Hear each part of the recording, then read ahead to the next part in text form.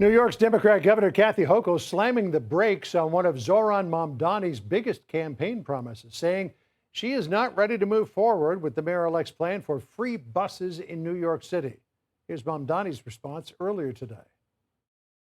I am confident that what we will find in Albany is a politics of partnership that we have not seen for quite some time. Freezing the rent for more than 2 million rent-stabilized tenants, delivering universal childcare, making the slowest buses in the country fast and free. These are not just slogans. These are commitments, and I look forward to delivering on them.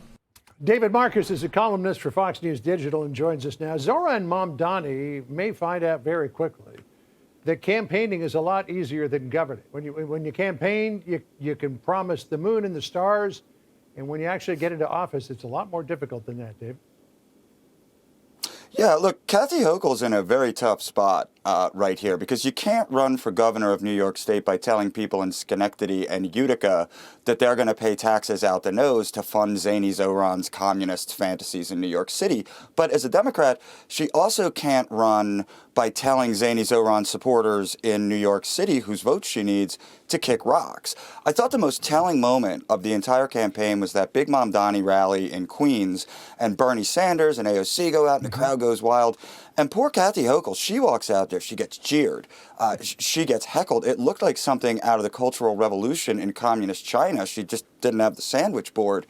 And she tried to play that off and say, like, oh, I thought they were saying, let's go Bills. But, I mean, that was like The Simpsons when Smithers says to Mr. Burns, oh, they're not saying boo, they're saying boo earns. Those cats in Flushing, John, they weren't saying boo earns. And it's a problem for Kathy Hochul. It's going to be one for Zoran. Yeah, well, they certainly weren't. So she says that rather than free buses, that she might be on board with subsidies for low-income individuals. Here's what she said. She said, I cannot set forth a plan right now that takes money out of a system that relies on the fares of the buses and the subways. But can we find a path to make it more affordable for people who need help? Of course we can. But making buses free would remove anywhere between 600 million, and $800 million dollars from the overall MTA revenues. And where do you make up that money in this city of New York?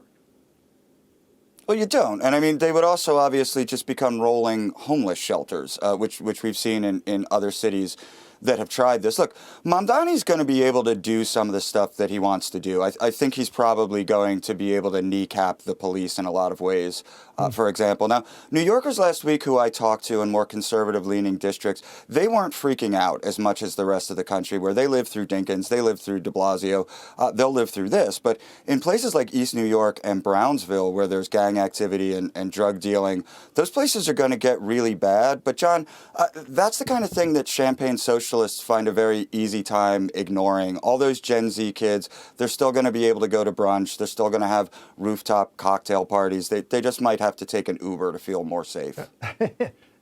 She needs, Kathy Hochul says that she might be able to sign on to this idea of universal health care, but she doesn't want to raise taxes on the rich. So I don't know how Mamdani funds all of this. Her quote is, she said that they've got shared ambitions, but, quote, what is doable is the question. I mean, how much can he do if she's not on board with stuff that costs money? Well, again, I mean, there's some things that he can do.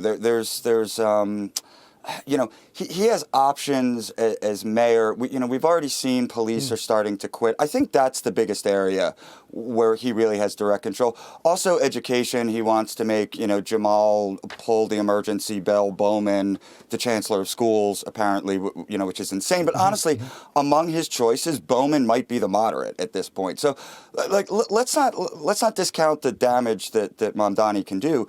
But Hochul, look, she's going to face a real hard challenge with Elise Stefanik, and I don't know how she threads this needle. My guess is that she can't. This is not pre-Lee Zeldin New York State anymore. She's got a real fight on her hands. All right, we'll see how that goes. David, good to catch up with you. Thanks for joining us. Appreciate it.